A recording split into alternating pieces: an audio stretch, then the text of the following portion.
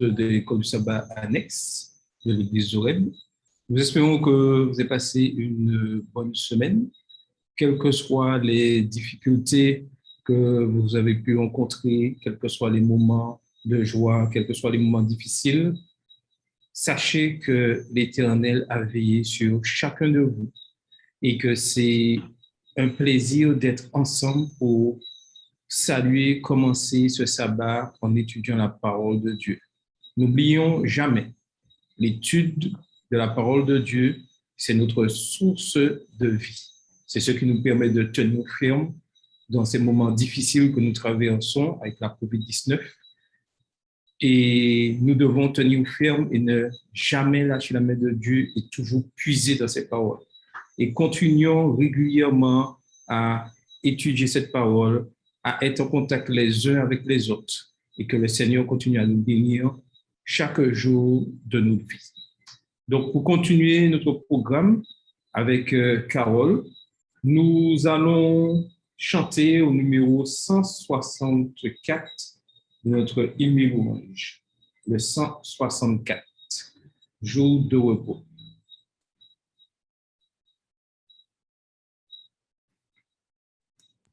Bonsoir à tous, j'espère que vous allez bien, que vous avez passé une excellente semaine sous le regard de Dieu. Même si on a eu des soucis, mais nous sommes là et nous remercions Dieu pour cela. Donc, nous allons chanter ensemble, comme d'habitude. Vos micros sont fermés, mais vous chantez avec moi au numéro 164. On y va? Jour de repos et de bonheur consacré par le Créateur, bien comme une douceur osait rafraîchir mon âme, lassée que j'aime ton retour, heureux jour. Au jour de calme, mon esprit retrouve la paix qu'il chérit, où je fuis les soins de la terre pour chercher Dieu par la prière. Oui, j'aime ton retour, heureux jour. Au jour de joie où devant Dieu, rassemblés en un même lieu, des saints vont monter leurs hommages à l'éternel rocher des âges, qu'il aime ton retour, heureux jour. Jour béni pour le pèlerin, les fatigués du chemin, ils trouveront un pur délice du repos des cieux, les prémices que j'aime ton retour, heureux jour. Dans les demeures, ô Jésus, que ta main prépare aux élus, ce jour choisi sera sans cesse un jour de suprême allégresse pour nous dans ton séjour. Quel beau jour! Merci à tous. À tout à l'heure. Merci à Carole. Donc, je vais vous inviter à incliner la tête alors que je ferai une prière pour commencer notre programme en ce soir. Seigneur Dieu, nous réclamons ta bénédiction, ta protection en ce soir. Tu nous as protégés au cours de cette semaine et tu nous permets d'être là pour participer à ce programme. Nous voulons penser à toutes les familles qui en ce moment traversent des moments difficiles, soit à cause de la maladie, soit à cause du deuil. Puisses-tu apporter ce baume de soulagement? Puisses-tu que chacun mutuellement nous puissions toujours les consoler, nous réconforter les uns les autres dans ces moments difficiles et surtout s'accrocher à ta parole, Seigneur.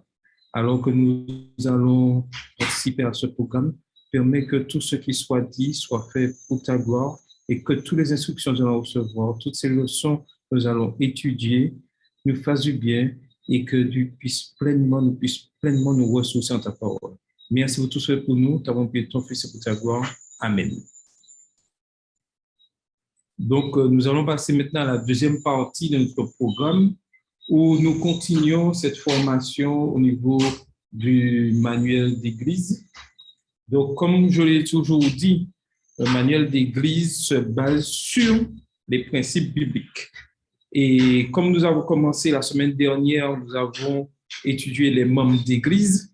Aujourd'hui, nous continuons par le baptême, l'instruction systématique et examen public avant le baptême, vœux de baptême et engagement. Ce sont des moments que tous les membres de l'Église adventiste ont vécu ce moment d'instruction, d'examen public et de baptême. Ce fut vraiment un jour de joie et je pense que ce jour reste toujours gravé dans vos mémoires. Alors, nous continuons toujours, comme je le disais, dans l'instruction, les membres d'église, le baptême. Une condition préalable à l'obtention de la qualité de membre d'église, le Sauveur a fait du baptême le signe de l'entrée dans son royaume spirituel.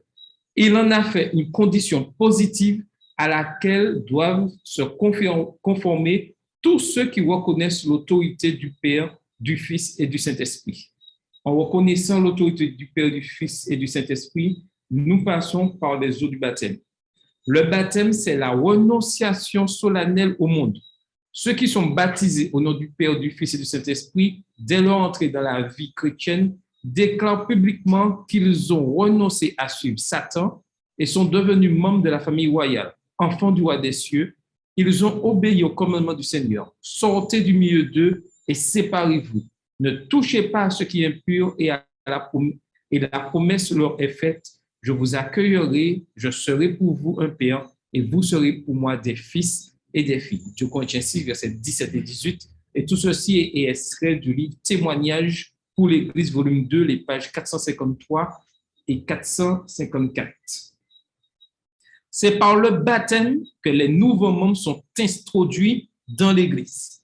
Pour devenir membre de l'Église adventiste du 7e jour, il faut passer par les eaux baptismales ou la profession de foi.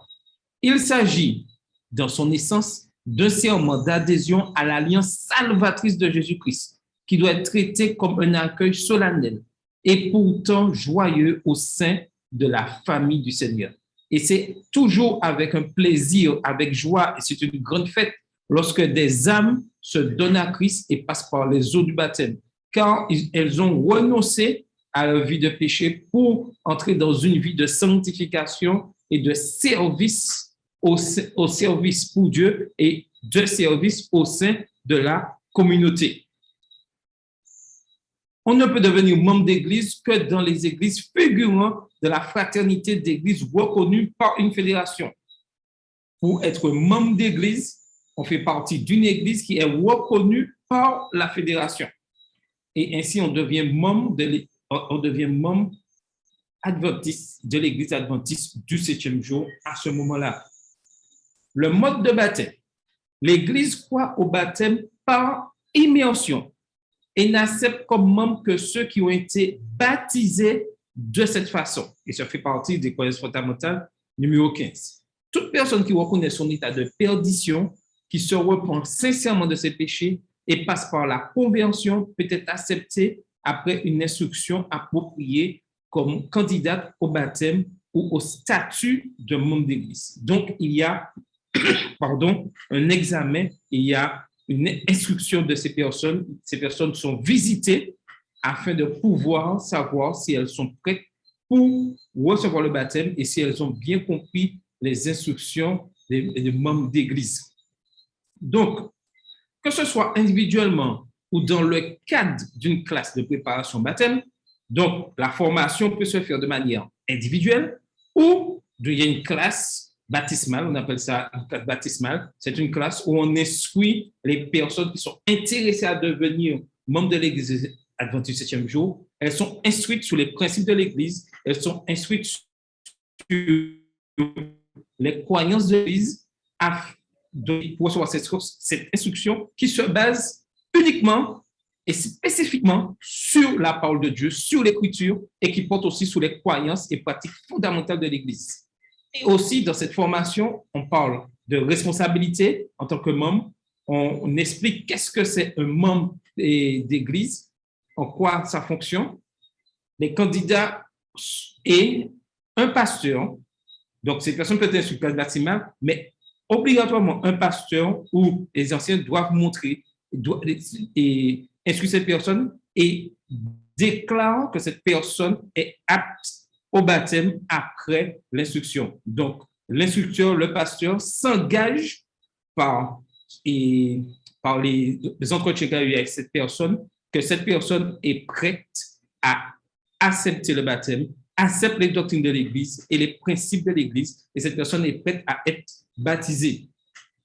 Si l'examen public soulève trop de difficultés pratiques, le comité d'Église se chargera d'interroger les candidats, à moins que ce soit fait par une commission nommée par le comité. Le Conseil des anciens, par exemple, dont le rapport sera remis à l'Église avant le baptême. Donc, normalement, c'est comme ceci, ces choses doivent se passer. Mais c'est vrai qu'aujourd'hui, les choses sont un peu plus...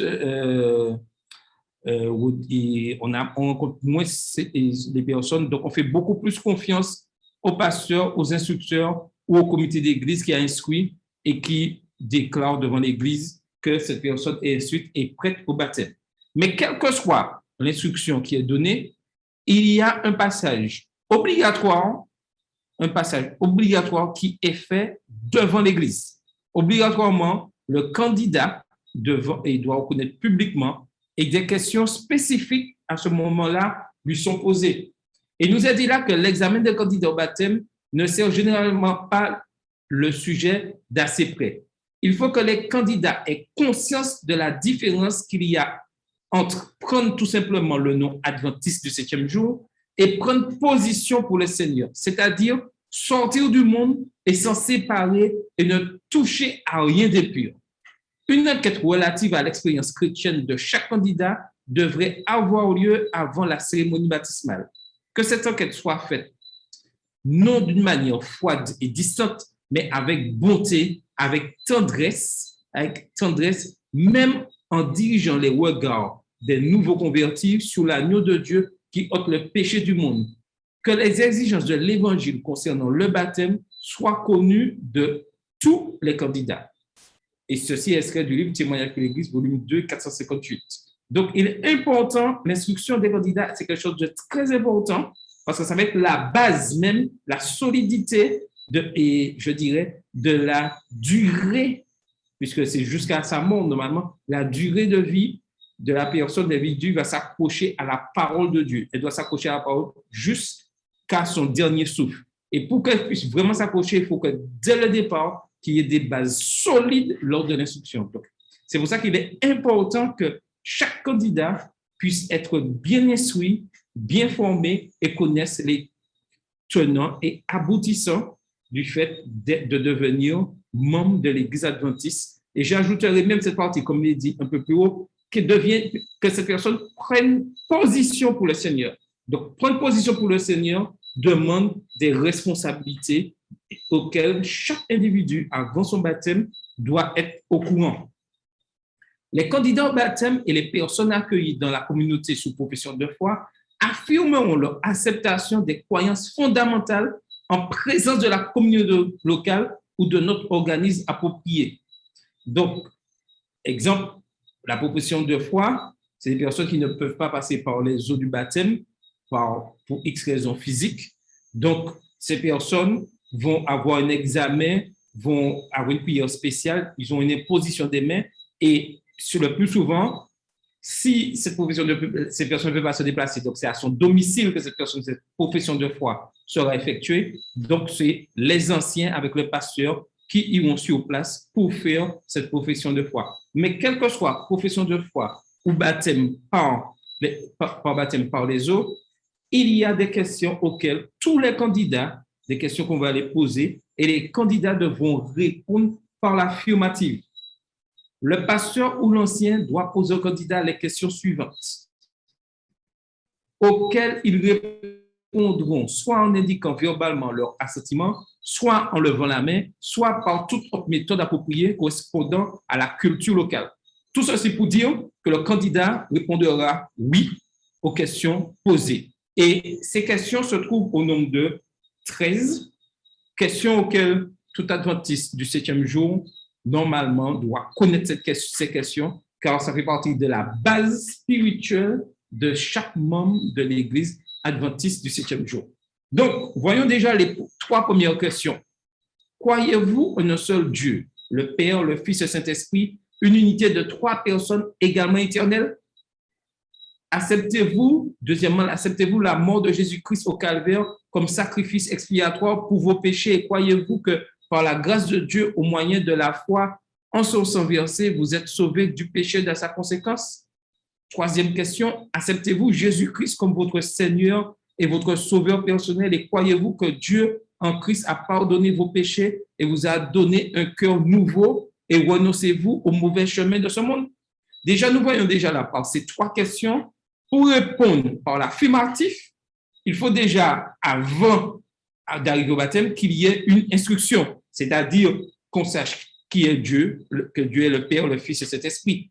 Il faut que nous puissions savoir, que le candidat puisse connaître qui est Jésus-Christ et pourquoi il est mort sur le calvaire. S'il ne sait pas pourquoi Jésus est mort sur le calvaire, il ne peut pas répondre à cette question, à la deuxième question, favorablement. C'est pour ça qu'il est important que chaque candidat, chaque néophyte ait eu ce moment d'instruction et il est important au niveau de nos communautés que nous puissions vraiment remettre en place la classe baptismale. Et aujourd'hui, nous avons beaucoup de moyens, je dirais, technologiques, la classe baptismale n'est pas obligée de se dérouler au temple, elle peut se dérouler par tous les moyens sociaux que nous avons, WhatsApp, Zoom, et il est important que nous puissions retourner à la source, à la base, que nos membres, que les néophytes soient vraiment formés, connaissent vraiment la parole de Dieu dans ce domaine.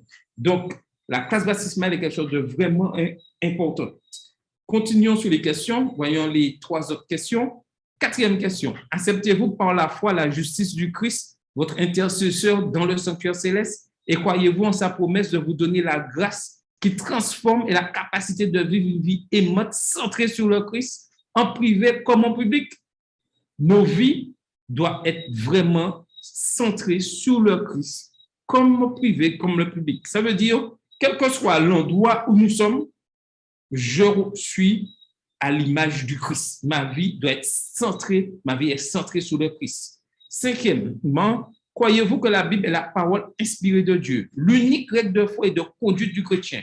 Vous engagez-vous à passer du temps régulièrement à prier et à étudier la Bible?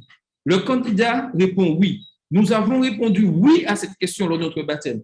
Et il est important, l'étude de la parole de Dieu, quelque chose de très important. Et nous avons la chance, en tant qu'Église du 7e jour, d'avoir un questionnaire à l'école du sabbat qui nous donne cette force, cette énergie chaque jour de puiser dans la parole de Dieu, un élément pour pouvoir consolider notre foi. Nous avons ces livres de méditation adultes, jeunes, enfants, femmes, tous ces livres cela pour renforcer nos foi. Donc, lorsque je m'engage en tant qu'adventiste du 7e jour, j'étudie régulièrement la parole de Dieu, je prie régulièrement. 6e question, reconnaissez-vous dans les 10 commandements une expression du caractère divin et une révélation de sa volonté? Avez-vous l'intention par la puissance du Christ qui demeure en vous de garder cette loi, y compris le 4e commandement qui requiert l'observance du 7e jour de la semaine comme le sabbat du Seigneur et le mémorial de la création? Donc, pour que le candidat puisse répondre oui, et j'insiste, je reviens encore sur ça, répondre oui à la question du sabbat, il faut qu'il ait connu qu'est-ce que le sabbat, connu en instruction et connu aussi en pratique. Il faut qu'il ait vécu cette expérience du sabbat, comment on entre dans le sabbat, comment on clôture le sabbat, comment on vit le sabbat. Et tout ceci lui est expliqué en classe baptismale. Et c'est une question capitale. Maintenant, voyons 2 autres questions, la 7 et la 8. Attendez-vous le prochain retour de Jésus, la bienheureuse espérance, où ce qui est mortel revêtira l'immortalité? en vous préparant à rencontrer le Seigneur, voulez-vous témoigner de la bonté de son salut en utilisant vos talents pour amener à lui des êtres humains afin de les aider à se préparer pour son apparition glorieuse? Et là, c'est la mission de tout le monde de l'Église adventiste. Aucun membre de l'Église adventiste du 7e jour ne peut rester assis là dans l'Église et ne rien faire. Son but est d'amener une autre personne que par son témoignage, que par son influence, quels que soient les moyens. Nous devons influencer notre environnement. Nous devons apporter un bon témoignage. Et c'est lorsque nous répondons oui à cette question-là, nous nous engageons à apporter cet évangile à d'autres personnes, à apporter cette joie, ce bonheur à d'autres personnes. 8e question. Acceptez-vous l'enseignement biblique des dons spirituels et croyez-vous que le don de prophétie est l'une des marques distinctives de l'Église du reste? Donc, il est important de connaître qu'est-ce que le don de prophétie exactement pour pouvoir savoir. Et tout ceci passe par l'instruction des baptêmes. Donc, s'il y a des questions, n'hésitez pas à mettre, vous levez la main, il n'y a pas de souci. Je peux m'arrêter et on peut répondre aux questions, il n'y a pas de problème pour ça. Donc, continue. Nous voyons 3 autres questions, les 9, 10, 11. La 9e, croyez-vous à la nécessité d'une église organisée? Avez-vous l'intention de rendre un culte à Dieu et de soutenir l'église par vos dîmes et vos offrandes, ainsi que par vos efforts et votre influence personnelle? Et ça, c'est une question de capital. Est-ce que je mets mon temps, mon énergie, mon argent afin que l'église puisse grandir de jour en jour? 10e question, croyez-vous que votre corps est le temple du Saint-Esprit? Honorerez-vous Dieu en prenant soin, évitant l'usage de ce qui est néfaste et vous abstenant de toute nourriture impure, de l'usage de la fabrication ou la vente de boissons alcoolisées, de l'usage de la fabrication ou la vente de tabac sous toutes ces formes destinées à la consommation humaine et du mauvais usage ou du trafic de narcotiques ou d'autres drogues? 11e question, connaissez-vous et comprenez-vous les principes bibliques fondamentaux tels qu'ils sont enseignés par l'Église adventiste du 7e jour? Avez-vous l'intention, par la grâce de Dieu, d'accomplir sa volonté en mettant votre vie en harmonie avec ses principes? Et toutes ces questions sont vraiment importantes afin que chaque membre, lorsqu'on devient membre de l'Église adventiste du 7e jour, on ne devient pas comme ça. Donc, il y a une question, Madeleine a levé la main. Donc, Madeleine, tu peux prendre la parole. Oui, bonsoir à tous. Je voudrais intervenir concernant la 9e question qui m'a toujours interpellée lorsque des jeunes qui ne travaillent pas se font baptiser. Surtout la partie où on dit de soutenir l'Église par vos dîmes et vos offrandes. D'accord? Je me dis que ces enfants-là ne sont pas trop petits pour qu'on puisse leur expliquer ce que c'est que la dîme et qu'eux aussi puissent mettre la dîme. Ils reçoivent de l'argent de poche, ils sont peut-être pour certains boursiers. Je pense que les parents doivent déjà leur dire, avec l'argent qu'ils ont, l'argent du mois, que ces enfants-là puissent déjà apprendre à mettre là. Parce qu'ils répondent oui, mais est-ce que réellement ils ont compris qu'ils ont une part à faire? Ça m'a toujours interpellé. Tout à fait. Il est important, et ça, tu notes ça très bien, puisque j'ai eu l'occasion d'instruire des jeunes 11 ans, 12 ans, mais qui ne travaillent pas encore. Mais, comme tu le disais, quel que soit l'argent qu'on reçoit, on les fait comprendre dès tout petit, l'argent de poche, de mettre les 10% de la dîme, de mettre une partie en offrande régulièrement. Et c'est là important aussi, je m'adresse aussi aux parents de vos enfants, même s'ils ne sont pas encore membres de l'Église, dès tout petit, il faut apprendre aux enfants à qu'est-ce que c'est la dîme, qu'est-ce que l'offrande, pour qu'ils aient cette habitude. Et une fois qu'ils seront grands, ils ne perdront pas cette habitude. J'ai répondu à toi, Madeleine, c'est bon? Parce que même si c'est 50 centimes que l'enfant met dans l'enveloppe comme dîme, même si c'est 1 euro qu'il met dans la dîme, l'enfant saura que j'ai reçu de l'argent de poche, j'ai ma part à faire. Ça ne m'appartient pas. Le 10e ne m'appartient pas.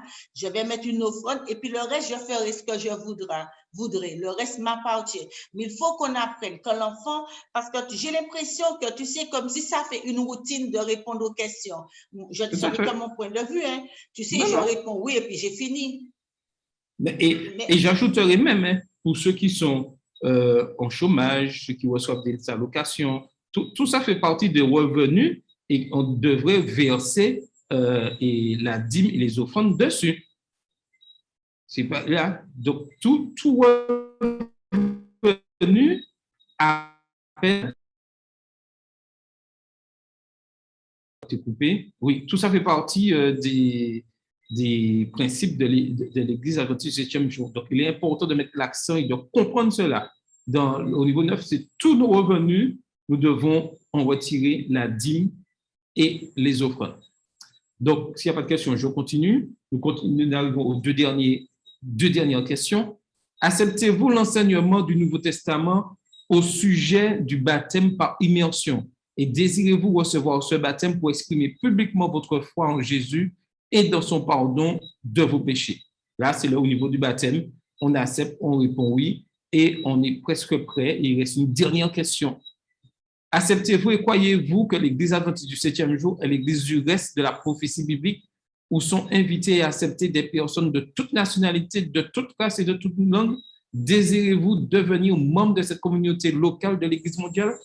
Et là, le candidat, nous qui sommes membres de l'Église adventiste du 7e jour, nous avons répondu oui à cette question et nous étions prêts, et le candidat est prêt à passer dans les eaux du baptême. Alors, aujourd'hui, c'est vrai que les 13 questions, vous avez vu, ça a duré un certain moment. Et aujourd'hui, au niveau de la conférence générale, on a réduit ces vœux-là. Donc, les 13 questions sont obligatoirement posées lors de l'instruction. Le pasteur ou les anciens s'assurent que le candidat a bien compris. Lors de la cérémonie, on peut faire les 13 questions, mais si le temps manque, et c'est vrai qu'il y a des fois, on se trouve sous la plage, que ce soit l'endroit où on n'a pas beaucoup de temps, donc on a réduit ceci pour une synthèse. Ça ne veut pas dire que lors de l'instruction, on ne pose que ces 3 questions. Ces 3 questions-là sont uniquement là pour le jour du baptême, c'est pour l'action publique. Mais les 13 questions doivent être obligatoirement posées et traitées avec les candidats. Obligatoirement. Donc, la synthèse de ces 13 questions a été répartie en 3 parties, en 3 questions. La première, acceptez-vous Jésus-Christ comme votre Seigneur et Sauveur personnel et désirez-vous vivre avec lui une relation salvatrice? Deuxième question, acceptez-vous les enseignements de la Bible tels qu'ils sont exprimés dans la déclaration des croyances fondamentales des adventistes du 7e jour et vous engagez-vous par la grâce de Dieu à vivre en harmonie avec ces enseignements? C'est-à-dire, avec cette question-là, cette question regroupe le fait que le candidat a bien connu, a bien traité les 28 croyances de l'Église adventiste. Troisième question, désirez-vous être baptisé pour témoigner publiquement de votre foi en Jésus-Christ, être accepté dans la communauté de l'Église adventiste du 7e jour et soutenir fidèlement l'Église et sa mission par l'influence que vous exercerez par vos dîmes, vos offrandes et par une vie de service. Et j'insiste sur cette partie à nouveau. Très bien, on parle de votre influence. C'est-à-dire, lorsque je m'engage dans l'Église adventiste, je ne peux pas rester, comme je disais, inactif. Je ne peux pas rester là à ne rien faire et dire « j'attends le retour du Seigneur ». Je dois influencer de manière positive l'Église dans laquelle j'appartiens, c'est-à-dire par mes dîmes, mes offrandes, mais moi j'insiste beaucoup plus par une vie de service. Parce que c'est là la clé aujourd'hui. Parce que je peux verser autant de dîmes, je peux verser autant d'offrandes, mais si je n'ai pas une vie de service dans l'Église, je suis presque comme, comment dire ça, comme un être mort dans l'Église. Il est important que chaque membre apporte son talent, apporte ses services dans la communauté. Et ça, c'est quelque chose de très important. Donc, une fois que ces questions sont posées, le candidat est prêt pour le baptême. À ce moment-là, l'Église a adopté pour en faire un acte d'alliance baptismale, c'est-à-dire l'alliance baptismale en ensemble de 3 documents. Les 28 croyances fondamentales, les vœux de baptême et le certificat de baptême. Donc, le candidat a fait les vœux, les croyances, il a connu les croyances et un certificat de baptême lui sera remis et son engagement sera là pour son baptême. Un exemplaire imprimé de cet acte d'alliance, c'est-à-dire sur le certificat, il y a les 13 questions, le certificat de baptême et d'engagement étant dûment rempli doit être remis à tous ceux qui sont reçus au sein de l'Église par baptême. Un certificat approprié doit aussi être remis à ceux reçus par profession de foi. Donc, tout ceci pour vous dire que lorsqu'on est baptisé, on reçoit un certificat de baptême. J'espère que chaque adventiste du 7e jour qui nous suit ce soir a son certificat de baptême. Donc, c'est un élément très important. Mais en plus de ça, le candidat est aussi inscrit sur le registre de l'Église à ce moment-là. Le certificat de baptême et d'engagement doit être signé par les nouveaux membres d'Église pour affirmer leur engagement. Et ceci est très important. Et pour les enfants mineurs, l'enfant signe et au moins un des parents signe ce certificat. C'est au cours de la cérémonie, mais après le baptême proprement dit, que ce certificat de baptême et d'engagement doit être présenté au candidat à titre de document exprimant son alliance. Donc, il y a ce document qui exprime son engagement au sein de la communauté. Donc, est-ce qu'il y a des questions sur ce point-là, sur les sujets, ou quelqu'un voudrait ajouter quelque chose? Tout est clair? Je peux? Oui. Attends, qui voudrait parler? Madeleine, oui. Madeleine et puis après Carole. Excuse-moi. Oui, alors tu as parlé des 28 croyances. Il y a aussi cela, cette interrogation-là qui m'a interpellée, je ne sais pas si lors d'un des baptêmes. Est-ce que les candidats ont le livre, les 28 croyances? Parce que quand on pose des questions sur les croyances, si je n'ai pas lu le livre, je réponds oui, mais je ne sais même pas de quoi il s'agit. C'est une très bonne question. Normalement, dans l'instruction, on doit voir les 28 croyances. Donc, le candidat, soit il achète le livre, soit on lui prête le livre, mais tout est fait pour, normalement, qu'il connaisse ces 28 croyances à l'avance. Ça, c'est important. Pas qu'il connaisse par cœur, on ne connaît pas tout, mais qu'il ait eu connaissance de ces 28 croyances. Et c'est là l'importance de la classe de Bible. Il est important aujourd'hui que nous puissions retourner à cette base de la classe de Bible, parce qu'on a remarqué, malheureusement, et il faut le dire les choses telles qu'elles sont, que l'instruction au niveau des 28 croyances n'est pas assez approfondie et certains candidats, malheureusement, après 1 temps, 2 temps, quittent l'Église facilement parce que la base n'a pas été solide. Donc, il est important que nous puissions retourner à ce que le manuel d'Église, à ce que Dieu nous dit dans sa parole. L'instruction est quelque chose de très important. Même si on n'a pas le temps de le faire des fois avant, mais il est important que le candidat soit instruit après. Et c'est ce que c'est la classe baptismale. Avant et après le baptême, il est important que les candidats suivent la classe baptismale, puissent se renforcer spirituellement afin d'être vraiment des chrétiens baptistes du 7e jour solides. Alors, oui, Carole voulait dire quelque chose? Oui, alors bonsoir à tous à nouveau. Je voulais juste préciser que, comme tu as dit, il est important de faire ce travail de préparation avant, mais par rapport à la profession de foi, alors j'aimerais savoir, enfin, je pose la question, est-ce que la profession de foi concerne aussi ceux qui éventuellement se seraient fait baptiser ailleurs et qui ne voudraient pas passer par l'eau à nouveau? Ou est-ce qu'absolument il faut passer par l'eau? Ça, c'est ma première question, juste pour éclairer.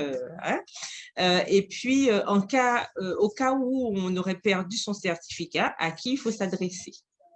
Alors, pour la première question, la profession de foi, je ne vais pas répondre aujourd'hui parce que vendredi prochain, si Dieu veut, nous parlerons de la profession de foi. Donc, il faudrait attendre vendredi prochain pour écouter qu'est-ce que la profession de foi exactement. Alors, pour le certificat de baptême, donc, il faut se rapprocher de l'église à laquelle on a été baptisé. Parce que l'église, lorsqu'on a le certificat, on est inscrit sous le registre. Donc, ça, c'est demandé, on a perdu. Et l'église, la secrétaire d'église, le comité d'église peut donner l'autorisation de faire un duplicata. Si vous n'avez pas, et l'église, vous n'avez pas de trace où vous avez été baptisé lors de baptême au niveau d'une école, etc., là, il faudra se rapprocher de la fédération auquel qui va vérifier que votre nom soit inscrit.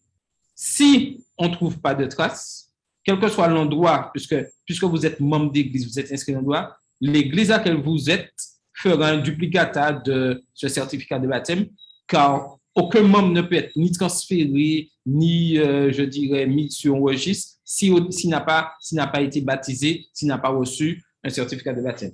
Donc, soit on se rapproche de l'Église, soit on se rapproche de la fédération et on vous remettra un duplicata au niveau du certificat. Je réponds à la question. Y a-t-il d'autres questions? Je voulais juste préciser par rapport à ce que tu viens de dire qu'il est important d'avoir son certificat ou une preuve en tout cas qu'on est adventiste du 7e jour, parce que quel que soit là où on va dans le monde, et c'est ce qui fait aussi notre force en tant que dénomination, c'est qu'on a les mêmes valeurs. Donc, on peut toujours présenter, si on veut participer à quelque chose ou prouver notre appartenance, c'est important d'avoir cette carte d'identité, entre guillemets. Voilà. OK. Alors, Madeleine, vous voulez ajouter quelque chose ou tout est clair? Oui, non. Et j'ai vu qu'à Horeb, je sais que ça se pratique, il me semble, en métropole, dans certaines églises.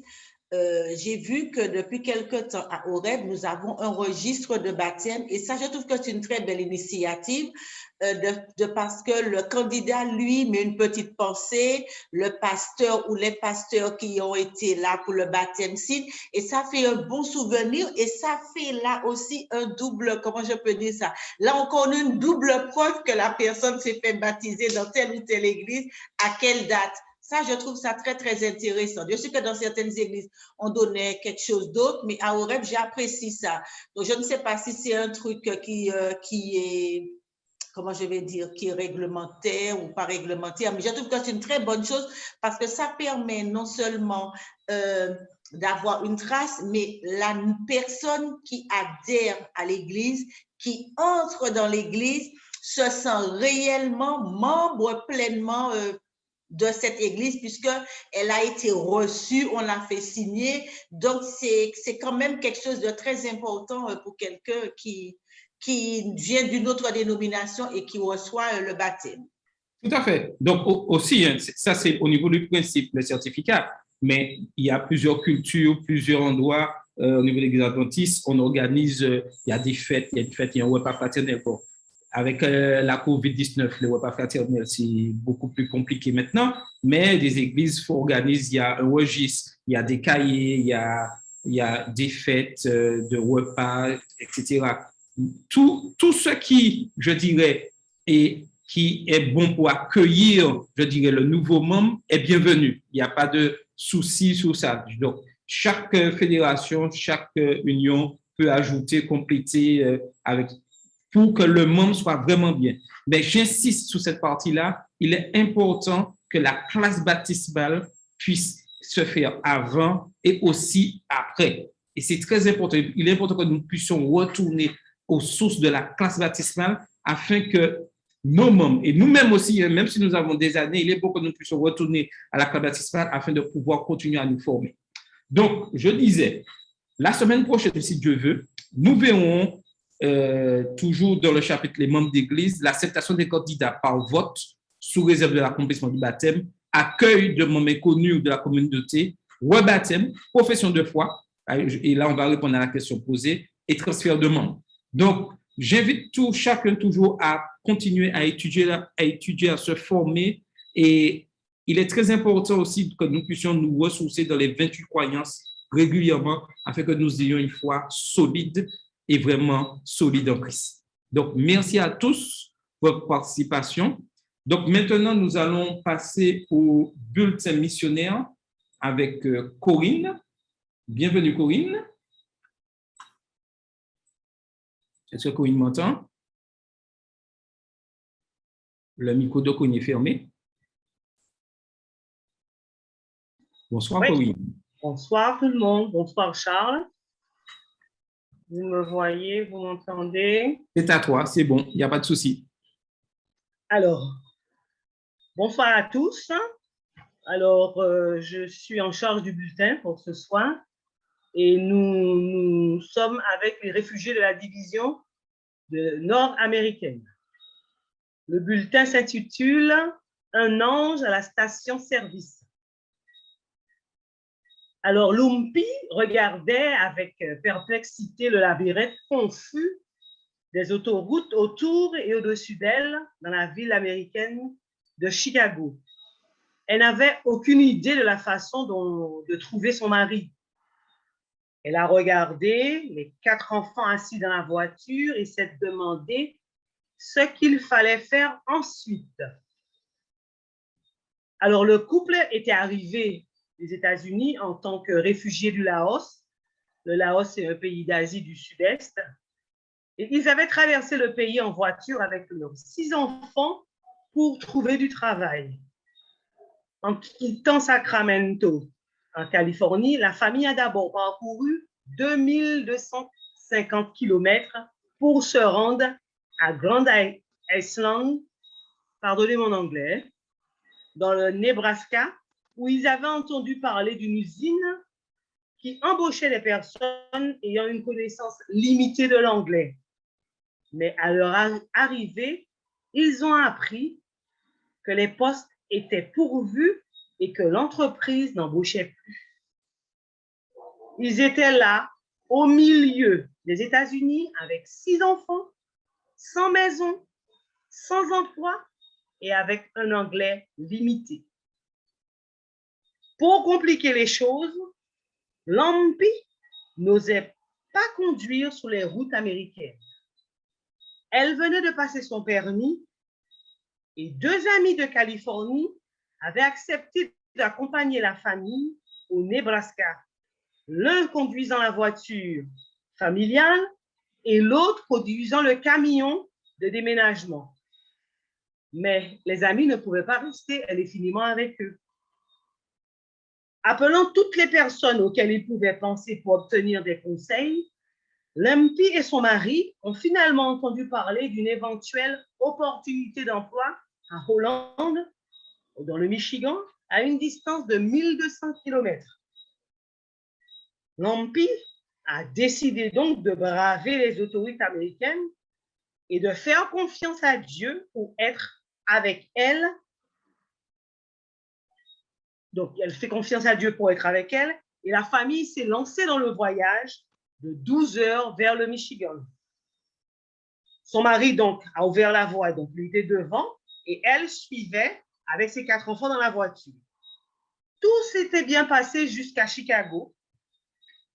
Lampi a essayé de suivre son mari de près, mais elle s'est retrouvée à un moment coincée dans un embouteillage et a perdu de vue le camion.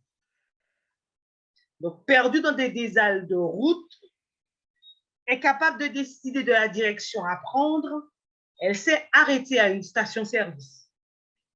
Ni elle, ni son mari n'avaient de téléphone portable. Elle n'avait aucun moyen de le contacter. Et elle ne savait pas comment trouver sa destination. Son seul espoir était Dieu. Elle était heureuse que des missionnaires aient visité leur camp de réfugiés en Thaïlande pour leur parler de Dieu.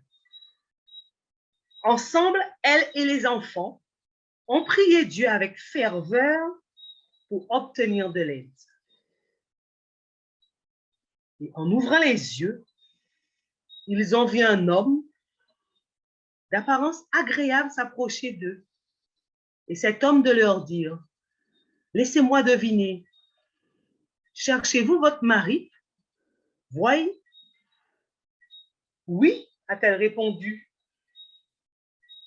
avec surprise.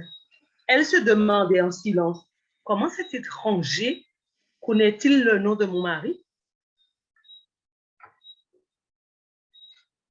L'homme de leur dire, montez dans votre voiture et suivez-moi. Je vais vous aider à le trouver. Obéissant, Lampi le suivit sur la route et à travers un labyrinthe d'autoroute de Chicago jusqu'à ce que, soudain, juste devant elle, elle aperçoive le camion de son mari. La gratitude s'est emparée d'elle et de ses enfants. Ils se sont retournés pour remercier le gentil étranger, mais il était parti. Sa voiture avait disparu avant même qu'ils aient pu lui dire au revoir. La famille est arrivée saine et sauve à Holland, dans le Michigan. Et Voy et Lampi ont trouvé du travail dans une compagnie locale de bateaux appartenant à une famille adventiste du 7e jour. Ils ont commencé à fréquenter l'église adventiste du 7e jour de Hollande Bientôt, ils ont invité de nouveaux amis laotiens à se joindre à eux et l'Église a donné au petit groupe une salle où ils pouvaient prier dans leur propre langue. Le groupe a donc grandi et possède aujourd'hui sa propre église, où Lampé présente joyeusement aux personnes le Dieu qui a envoyé un ange dans une station-service pour l'aider à trouver son chemin. Plusieurs congrégations laotiennes ont vu le jour dans la division nord-américaine suite à l'offrande du 13e sabbat de 2011. Avec l'offrande du 13e sabbat de ce trimestre, nous contribuerons à fournir des pasteurs et des ressources à des groupes comme celui de Lampé. Merci de prévoir une généreuse offrande de 13e sabbat. Je vous remercie de votre écoute. Merci Corinne pour ce magnifique récit. Donc, continuons à penser à la division nord-américaine et nous voyons que Dieu bénit toujours ses enfants, ceux qui lui sont fidèles, et sachons que Dieu veille sur chacun d'entre nous. Maintenant, nous allons passer à notre moment clé de notre école du sabbat annexe, la discussion, l'instruction au niveau de la leçon de l'école du sabbat. Et cette semaine, le titre de la leçon, et nous sommes déjà à la leçon 9 du 13e trimestre, le rite du repos. Donc, comme j'aimais à dire, nous sommes là pour participer, échanger, discuter. Donc, n'hésitez pas à pouvoir m'interrompre, vous levez la main, s'il y a quelque chose que vous ne comprenez pas, si vous voulez poser une question, ajouter quelque chose. Nous sommes là pour échanger ensemble. Donc, cette semaine, comme je disais, le titre de la leçon, c'est le rite du repos. Le point culminant de toute la création de Dieu est le sabbat biblique. Et nous l'avons vu au cours de cette semaine. Pendant les 3 premiers jours de la semaine de la création, Dieu créa la lumière, forma les cieux et la terre, et créa les eaux, la terre ferme et toutes sortes de plantes. Plusieurs plantes, toutes sortes de plantes. Le 4e jour, il fit le soleil, la lune et les étoiles. Les 2 jours suivants, Dieu remplit la terre de poissons, de volailles et d'êtres humains.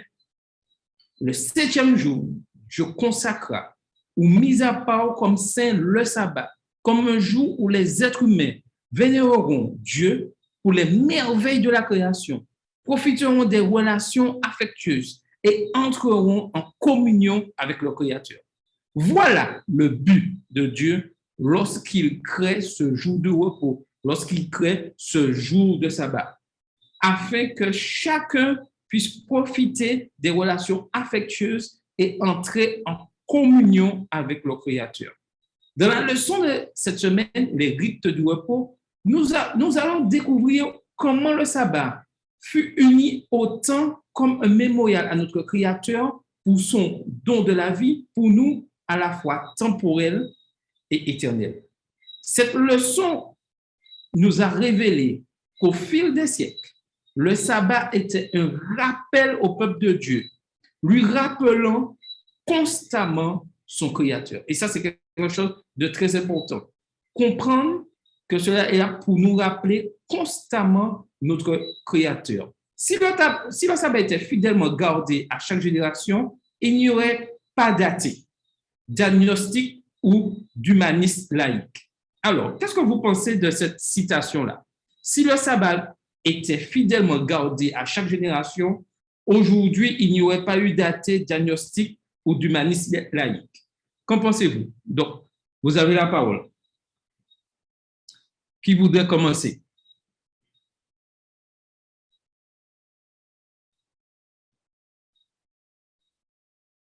Alors, qui vous... Oui, Carole. Alors, j'espère que les autres vont avoir aussi, vont donner leur avis, mais je voulais dire par rapport à ça, je suis d'accord avec cette citation dans le sens où, effectivement, sachant que le sabbat est le mémorial de la création, donc aussi une reconnaissance que Dieu est amour, oui, certes, mais que Dieu est le créateur, que c'est lui qui a tout fait. Donc, il est évident que si tout le monde si on avait tous gardé le sabbat, c'est sûr que de génération en génération, c'est sûr que ça aurait été une vérité qu'on ne pourrait pas changer, ça aurait été immuable et ainsi, c'est sûr que d'année en année, de siècle en siècle, c'est sûr qu'aujourd'hui, tout le monde aurait au moins reconnu l'existence de Dieu. Ça, je pense, ça c'est mon opinion. Je pense que c'est ainsi, les hommes auraient reconnu qu'il y a ce Dieu créateur et il n'y aurait pas eu les athées, les agnostiques et tout ce qui s'ensuit. OK, donc je continue. Le sabbat parle d'un Dieu qui nous a créés, qui est préoccupé par nous et qui prend soin de nos besoins quotidiens. Donc, il est important de comprendre ça. Le sabbat parle d'un Dieu qui nous a créés, qui est préoccupé par nous et qui prend soin de nos besoins quotidiens. À savoir que Dieu s'intéresse à tout ce que nous faisons. Tout ce que nous faisons, Dieu s'intéresse. Si nous sommes joyeux, Dieu s'intéresse à notre joie. Si nous avons des ennuis, Dieu s'intéresse à nos ennuis. C'est-à-dire qu'il est toujours là. Il suffit que nous puissions vraiment l'accepter pleinement, nous laisser guider par lui, l'appeler lorsque nous sommes en difficulté, l'appeler lorsque nous sommes joyeux, c'est-à-dire constamment être en contact avec lui.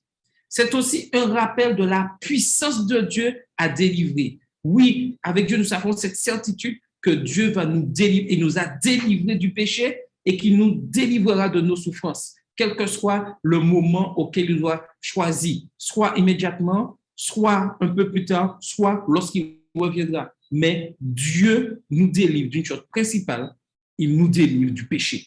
Et nous devons avoir cette certitude et avec le sabbat, ce jour de repos, si nous avons tendance à l'oublier, le sabbat nous rappelle que nous avons un Dieu aimant et qui est toujours à notre écoute, toujours là pour nous aider et il nous donne ce jour de repos afin que nous puissions vraiment nous reposer de tous nos soucis, de tout. Le Tout-Puissant Créateur délivra Israël de la servitude d'Égypte et peut nous délivrer de la servitude des habitudes pécheresses qui nous asservissent. Et ça, c'est dans le monde que nous vivons, c'est la réalité. Mais nous avons cette certitude que Dieu veut nous délivrer de ces habitudes pécheresses. Le sabbat, nous nous reposons dans la bénédiction de celui qui nous a créés, celui qui nous a rachetés, celui qui nous sanctifie et celui qui revient pour nous. Vous voyez le terme? Celui qui nous a rachetés, il nous sanctifie et c'est lui qui revient pour nous. Donc, nous devons être vraiment pleinement joyeux, pleinement reconnaissants de ce que Dieu a fait pour nous. Le sabbat est l'oasis du repos céleste dans le désert desséché de notre monde frénétique et séculaire. Et nous savons tous ce que ça représente un oasis dans le désert, c'est-à-dire dans le désert, il n'y a pas d'eau. Et là, lorsqu'il y a l'oasis, c'est l'eau, c'est-à-dire le réconfort, le soulagement. Lorsque les hommes qui sont dans le désert rencontrent un oasis, je peux vous dire qu'ils sont pleinement heureux. Donc, dans ce monde desséché, nous avons l'occasion d'avoir une pause, d'avoir un soulagement, d'avoir ce moment de plénitude, de paix que Dieu offre à chacun de ses enfants. L'émerveillement impressionnant de l'espace parle d'un Dieu tout-puissant qui est le créateur de l'univers. Alors, Frank Borman était le commandant de la première équipe spatiale à voyager au-delà de l'orbite terrestre. Regardant la Terre vers le bas, à 402 336 km de là, Borman transmit par radio un message citant Genèse 1, verset 1. Au commencement, Dieu créa les cieux et la terre. Il expliqua plus tard, j'avais un énorme sentiment qu'il devait y avoir une puissance plus grande que n'importe lequel d'entre nous, qu'il y avait un Dieu qui avait effectivement un commencement. Beaucoup des plus grands penseurs de ce monde furent tellement émerveillés par l'incroyable conception, la complexité, l'ordre et l'immensité de l'univers qu'ils développèrent une foi solide en Dieu. Et là, nous voyons un homme qui est allé dans l'espace, qui voit et qui découvre quelque chose. Et son seul constat, c'est de dire qu'il y a un Dieu qui a créé tout ça. Que tout ceci ne peut pas venir comme ça. Il constate et reconnaît qu'il y a un Dieu qui a créé tout ça. Ma question là, maintenant, serait, qu'est-ce qui nous empêche aujourd'hui de reconnaître vraiment qu'il y a un Dieu qui a créé tout ça? Qu'est-ce qui nous empêche aujourd'hui de comprendre réellement qu'il y a un Dieu qui a créé tout ça? Donc, si quelqu'un veut donner son avis, raconter une expérience, dire ce qu'il pense, vous avez la parole. Donc, il est important, non, il n'y a personne, oui, je disais, donc il est important que nous puissions comprendre qu'il y a un Dieu qui a créé tout l'univers et que c'est lui qui a la maîtrise de toutes ces choses. Et ça, c'est très important dans notre, je dirais, croissance spirituelle. Oui, Carole. Oui, je voulais dire que, enfin, par rapport à la question que tu viens de poser, il ne faut surtout pas oublier qu'on a toujours à jongler entre le bien et le mal. Sachant que au tout début, Satan est venu mettre un petit peu son grain de sel dans tout ça. Je pense qu'en quelque part, c'est ce qui empêche à tout le monde de reconnaître cette toute-puissance de Dieu et le fait qu'il soit le maître de l'univers. Parce que lui, il est venu usurper l'identité de Dieu, à faire croire que c'est lui qui a créé les choses, etc. Et on se rend bien compte que dans cette usurpation, il a réussi quand même à tromper beaucoup de monde. Et c'est pour ça qu'aujourd'hui, il y a certainement, comme on a vu tout à l'heure, des athées, donc des gens qui ne croient pas que Dieu existe, les agnostiques qui ne croient ni que Dieu existe, ni qu'il n'existe pas, donc ils ne croient en rien. Et on a aussi ceux qui croient en eux-mêmes, c'est-à-dire qu'en l'homme est responsable de tout et l'homme peut tout faire. Et donc, à cause de cela, il est évident que de plus en plus, les hommes se sont éloignés de cette base qui est Dieu, par rapport au fait qu'on a fait croire que l'homme pouvait par lui-même se débrouiller, par lui-même arriver à faire des choses. Et il arrive que certains pensent même qu'ils ont créé des choses, alors qu'en fait, on ne crée pas. C'est Dieu qui crée tout et nous, on ne fait que réutiliser, on transforme des choses, mais on ne crée pas. Et même lors d'une naissance, l'homme procrée.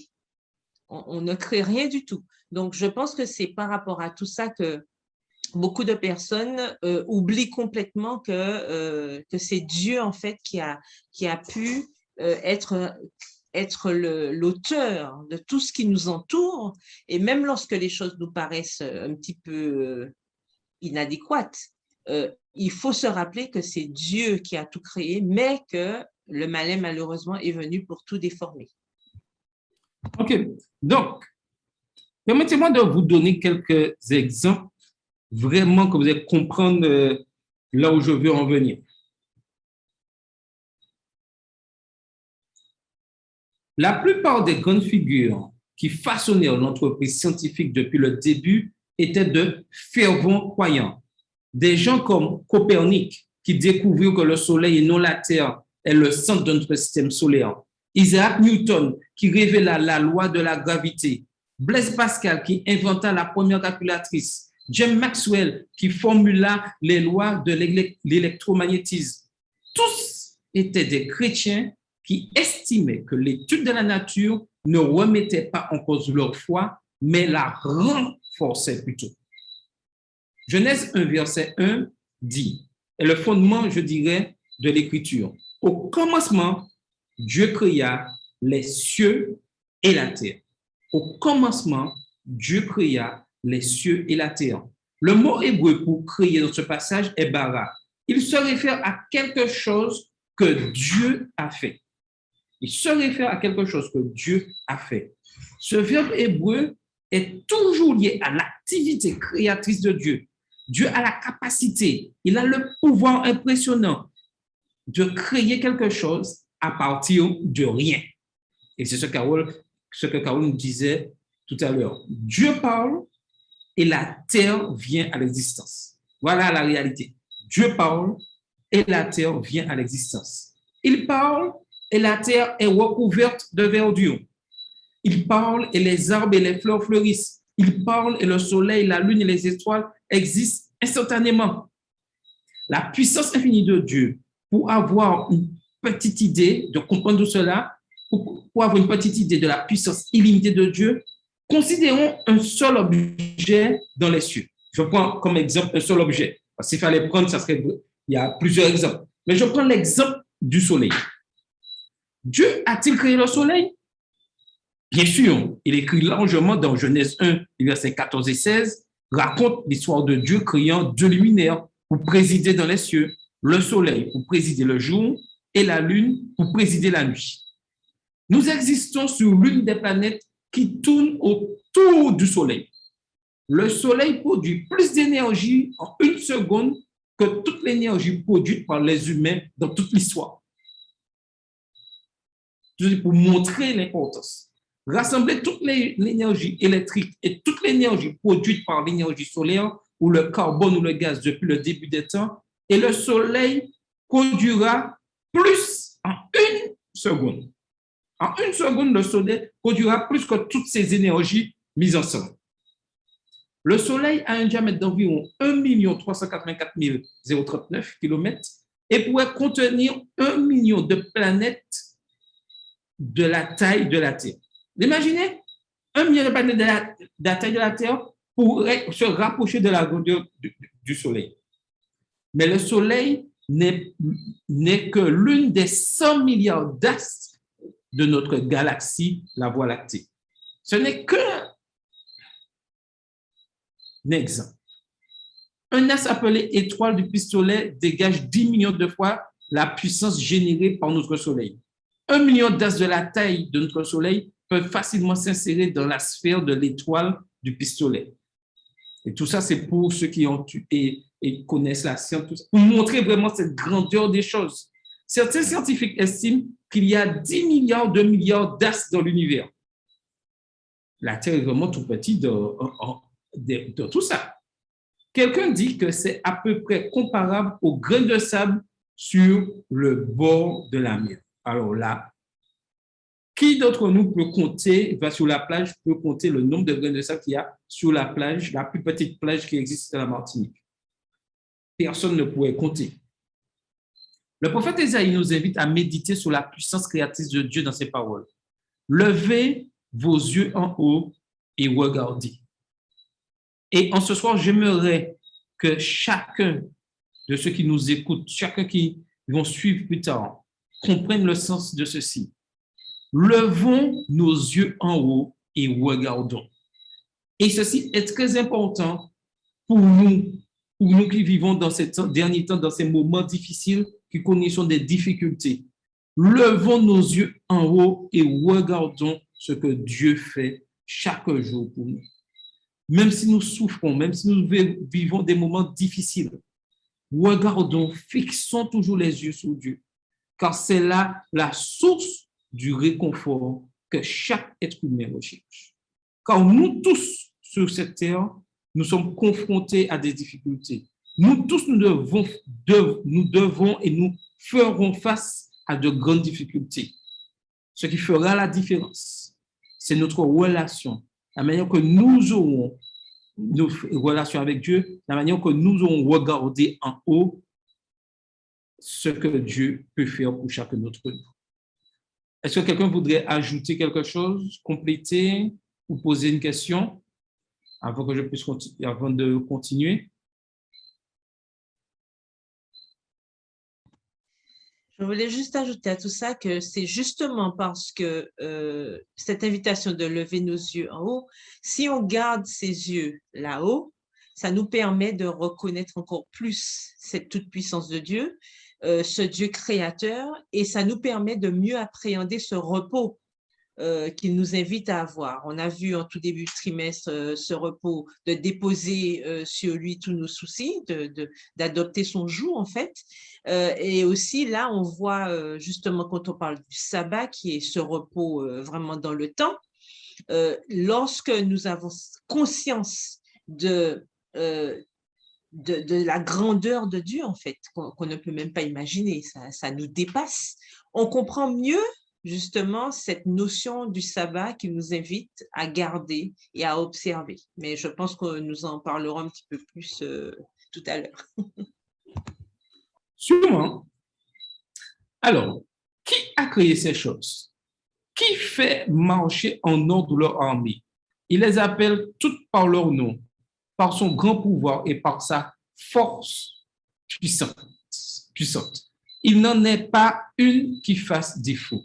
Ésaïe 40, verset 26. Le sabbat du 7e jour est un mémorial éternel, un signe éternel, un rappel perpétuel de l'incroyable puissance créatrice de notre Dieu. Et ça, nous devons comprendre ça. L'importance du sabbat, c'est un mémorial éternel, un signe éternel, un rappel perpétuel de l'incroyable puissance de Dieu. À la fin de la semaine de la création, Genèse 2, verset 3 déclare « Ainsi furent achevés les cieux et la terre et toute leur armée. » Dieu acheva au 7e jour son œuvre qu'il avait faite, et il se reposa au 7e jour de toute son œuvre qu'il avait faite. Dieu bénit le 7e jour, et il le sanctifia, parce qu'en ce jour, il se reposa de toute son œuvre qu'il avait créée en la faisant. Dieu ne se reposa pas parce qu'il était fatigué. Il se reposa et prit plaisir en la beauté et la majesté du monde qu'il avait fait. Il se reposa pour nous donner l'exemple.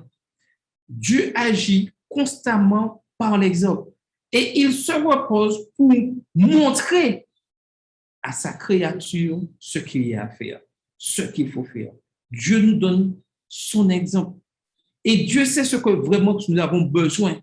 Et il est important pour nous, adventistes du 7e jour, important pour nous, chrétiens, important pour nous, ceux qui désirent et connaître qui est Dieu, important pour ceux même qui n'y croient pas, d'avoir ce jour du repos.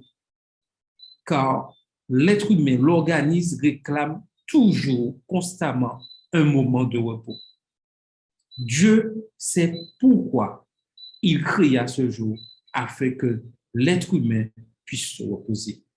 Le sabbat est une pause hebdomadaire pour louer celui qui nous a fait, pour le remercier pour la créature que nous sommes. Alors que nous adorons Dieu le sabbat, nous ouvrons nos cœurs pour recevoir la bénédiction spéciale qu'il plaça en ce jour, qui n'a été placée en aucun autre jour. Il n'y a pas d'autre jour. C'est ce jour-là spécifique, le sabbat. Tout autre jour ne correspondrait pas au plan de Dieu. Je ne peux pas dire, bon, pour vos plaisirs, donc le sabbat pour moi, ça sera le mardi, ça sera mon jour de repos. Parce que sur mon emploi du temps, sur le travail, ça fait bien, mardi, jour de repos, ou le vendredi, veille de week-end. Non, c'est le sabbat, samedi, qui est le jour choisi par Dieu pour que les hommes se reposent, que tous ceux qui ont décidé de suivre Dieu. Nous avons un créateur qui est vraiment attentionné, qu'il prend soin de chacun de ses enfants. Le sabbat nous rappelle que nous ne sommes pas des orphelins cosmiques sur un globe rocheux. Non, nous sommes des enfants de Dieu identifiés par ce nom. Il nous pointe vers un créateur qui nous a créés avec un but et qui nous aime trop pour nous abandonner quand nous dérivons. Le sabbat nous rappelle celui qui nous donne toutes les bonnes choses de la vie. Constamment nous rappelle toutes les bonnes choses de la vie que Dieu nous a données, nous rappelle notre Créateur qui est Dieu. La bienveillance de Dieu est illustrée par le miracle de la manne pendant le sabbat. Et nous avons vu ça au cours de la leçon de cette semaine où le peuple d'Israël dans le désert a connu vraiment, je dirais, cet acte, ce moment solennel du sabbat. 2 fois plus de manne tombait les vendredis. 2 fois plus de manne tombait les vendredis. La manne ne tombait pas le jour du sabbat. Le jour du sabbat, pas de manne. Si les Israélites ramassaient une quantité de manne supérieure à ce qu'ils ne pouvaient manger n'importe quel autre jour de la semaine, à part le vendredi, cela se gâtait. Et nous avons vu que l'incrédulité de certains allait prendre le double, mais le lendemain, la manne était gâtée. Donc, ne pouvait pas être mangée. Mais le vendredi, la manne qui était gardée pour être mangée le jour du sabbat ne se gâtait point. Et Dieu avait dit au peuple, le vendredi, tu prendras en double, car le sabbat, c'est le jour du repos. Et toujours, des Israélites incrédules, des fois que nous sommes, n'ont pris qu'une bouchée, qu'une partie, et n'ont pas pris en double, et se sont retrouvés le samedi sans rien, puisque Dieu avait dit, le sabbat, c'est le jour du repos, le vendredi, vous prendrez le double, et le samedi, il n'y aura pas de manne. Mais des incrédules, toujours, refusèrent, mais ils comprirent la leçon, et je peux vous dire que les autres semaines, les autres vendredis, ils ont pris le double. L'adoration pendant le sabbat, pendant ces 40 années d'errance au désert, rappelait aux Israélites un Dieu créateur, un Dieu bienveillant. Alors, ma question, avant de continuer, pour vous, est-ce que le sabbat vous montre réellement que Dieu est un Dieu créateur, est un Dieu bienveillant? Donc, qui voudrait émettre son idée, poser une question sur ce point-là? Avons-nous cette certitude que le sabbat, nous voyons vraiment l'action de Dieu, un Dieu créateur et bienveillant? Alors, est-ce que quelqu'un voudrait dire quelque chose?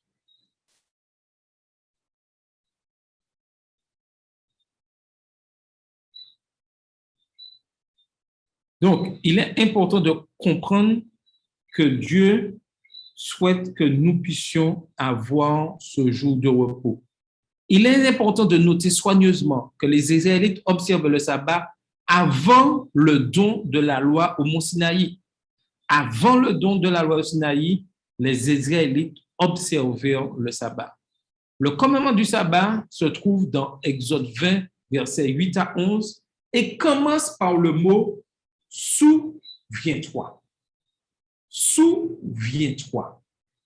Il renvoie à un Dieu qui a créé le monde en 6 jours et se reposa au 7e jour.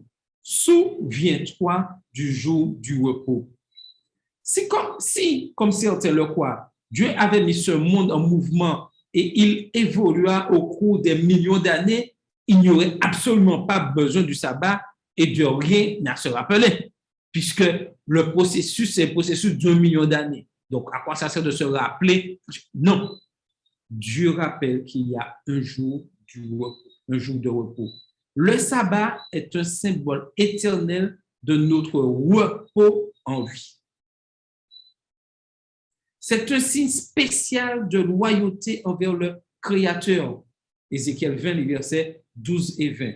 Au lieu d'être une exigence légaliste et arbitraire, le sabbat révèle que le vrai repos de la justice et des œuvres se trouve en Dieu. Le vrai repos de la justice et des œuvres se trouve uniquement en Dieu. Si nous voulons avoir un repos, avoir cette paix, ce n'est qu'en Dieu que nous pouvons la trouver. Ce n'est pas envers des hommes, ce n'est qu'en Dieu que nous pouvons retrouver cette paix. Le sabbat parle d'un Dieu qui réalisa pour que nous nous reposions dans ses réalisations. Le vrai repos du sabbat est le repos de grâce dans les bras d'amour de celui qui nous a créés, nous a rachetés et qui revient pour nous prendre. Le libérateur, il comprend le sens que Dieu, le libérateur, il y a un autre aspect important du commandement du sabbat, cette libération.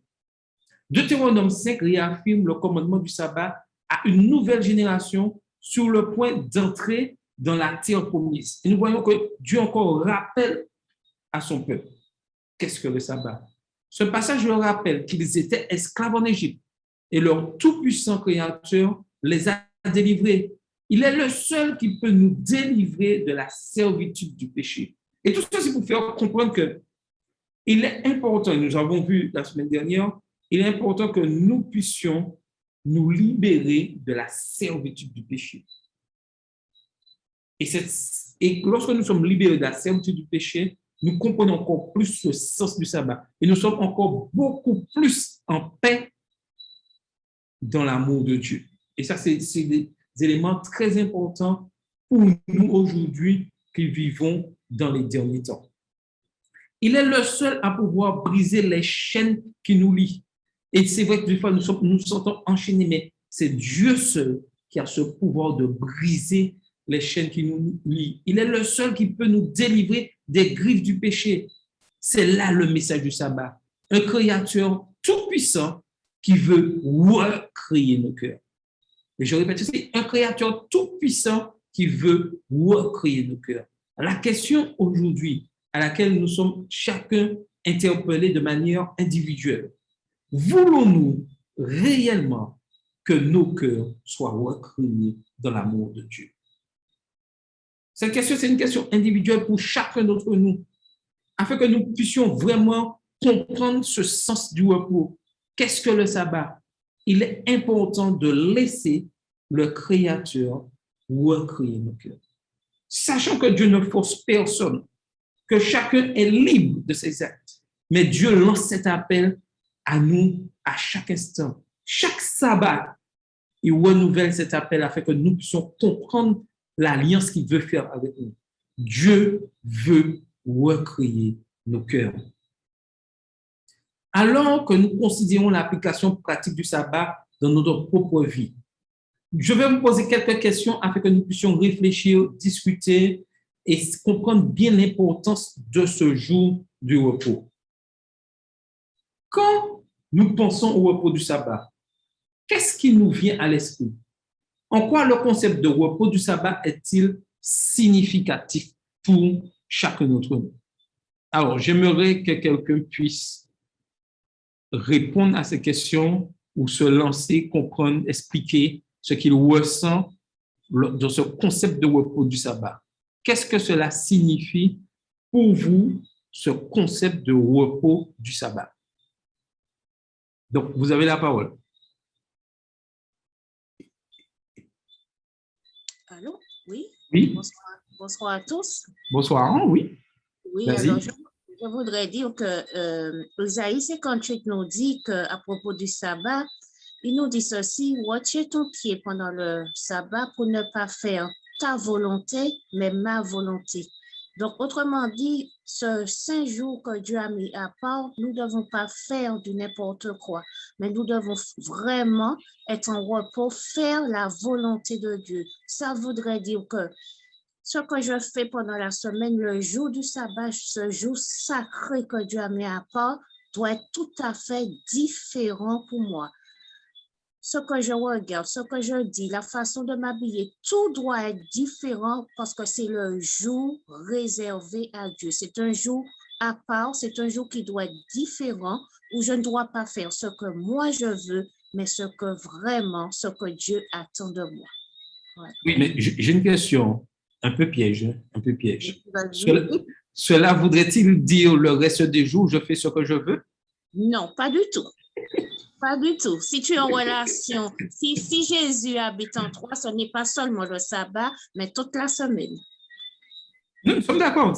C'était juste pour alimenter le débat. Non, c'est juste pour montrer que le sabbat, c'est vraiment un jour à part, un jour différent que les autres jours. Mais ça ne veut pas dire que pendant la semaine, on n'est plus en relation avec Dieu, et puis pendant le sabbat, on devient un petit agneau et que tout change. Non, pas du tout. Ouais. OK. Carole? Oui, donc je voulais dire en lien avec ce qu'Odile vient de dire. Effectivement, le sabbat, de toute façon, et on l'a revu cette semaine, le sabbat se prépare toute la semaine. Donc, en fait, le 7e jour, tout comme la création, pour la création du 1er au 6e jour, c'était le sabbat, c'était vraiment la résultante de tout ce qui a été créé avant. Pour nous aussi, pendant la semaine, le sabbat, c'est un aboutissement de cette semaine-là. Ce n'est pas une coupure et puis on reprend ses vieilles habitudes, etc. C'est tous les jours de la semaine qu'on doit préparer le sabbat. Et c'est pour ça que quand le sabbat arrive, ça doit être un moment attendu. On ne doit pas être surpris le jour du sabbat, mais ça doit être un moment attendu afin que nous puissions passer ce moment particulier avec Dieu, puisque tout le reste de la semaine, et j'abonde dans le sens de ce qu'elle vient de dire, on dit, tout le reste de la semaine, de toute façon, nous sommes enfants de Dieu. On n'est pas enfants de Dieu que le sabbat. Donc, le sabbat doit être pour nous le résultat de ce que nous avons eu pendant la semaine. Et c'est justement ce que nous allons vivre pendant la semaine qui va nous permettre de plus ou moins vivre un sabbat épanoui. Parce qu'on peut vivre le sabbat comme un fardeau ou comme vraiment un moment agréable passé avec Dieu. Donc, justement, c'est la semaine qui prépare cela. Et je voulais ajouter aussi que quand on parle dans la question du concept du repos du sabbat, c'est vrai que des fois, on a l'impression que c'est le sabbat qu'on veut faire tout ce qui est spirituel. Et ça, c'est peut-être une habitude que nous avons, que nous devons aussi perdre, parce qu'on a l'impression que les 24 heures passent et ah ben tiens, à quel moment j'ai passé un petit moment avec Dieu? Très peu en fait, parce qu'il y a réunion de ceci, rassemblement de cela. Enfin, on a l'impression que tout doit être placé le sabbat parce qu'on a cette idée que c'est ce jour-là seulement qu'on a pour faire des choses. Or, on peut aussi mettre des réunions pendant la semaine. On n'est pas obligé de tout mettre le jour du sabbat. Et ça, je pense que ça pousse à une certaine réflexion au niveau de l'organisation du sabbat parce qu'on a souvent l'impression que quand on a fini le sabbat, on est encore plus épuisé pour reprendre la semaine que quand le vendredi de la semaine précédente est arrivé. OK. Quelqu'un veut ajouter quelque chose? Non? Donc, une des questions que nous pouvons nous poser, pourquoi la vérité biblique sur la création est-elle importante dans notre vie? Quelle différence pratique le fait que nous soyons créés ou que nous ayons évolué au cours des millions d'années fait-il? Comment ma croyance en l'un ou l'autre de ces deux points de vue a-t-elle un impact sur ma vie aujourd'hui?